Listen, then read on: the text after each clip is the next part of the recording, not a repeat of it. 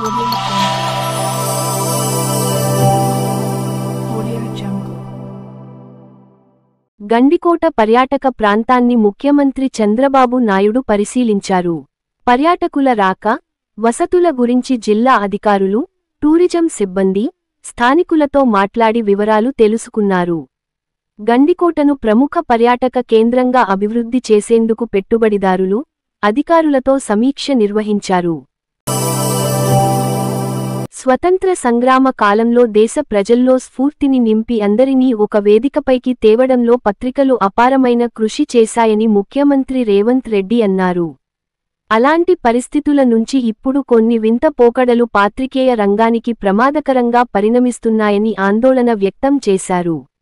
నవ తెలంగాణ దినపత్రిక 10వ వార్షికోత్సవం సందర్భంగా ఏర్పాటు చేసిన సభలో ముఖ్యమంత్రి ప్రసంగించారు.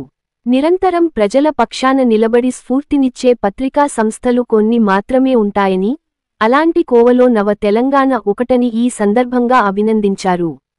కమ్యూనిస్టుల ఆధ్వర్యంలోని పత్రికలు ప్రజల పక్షాన నిలబడి చైతన్యం చేయడంలో విశేష కృషి చేశాయి.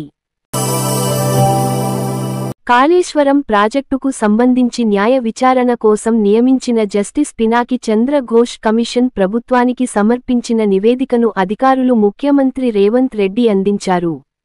ఉప ముఖ్యమంత్రి మల్లు భట్టి విక్రమార్క, మంత్రులు ఉత్తమ్ కుమార్ రెడ్డి, పొంగులేటి శ్రీనివాసరెడ్డి సమక్షంలో ముఖ్యమంత్రి అందజేశారు. పదవి విరమణ పొందుతున్న SI Bhaskararao, head constable Gopala కృష్ణను ఘనంగా సత్కరించి, వీడ్కోలు పలికిన జిల్లా SP doctor G. Janaki Sharmila IPS. నాడు పదవి విరమణ కార్యక్రమాన్ని పురస్కరించుకొని జిల్లా పోలీసు కార్యాలయంలో ఏర్పాటు చేసిన వీడ్కోలు సమావేశంలో జిల్లా ఎస్పీ పదవి విరమణ పొందుతున్న సిబ్బందిని ఘనంగా సత్కరించి, వీడ్కోలు పలికారు.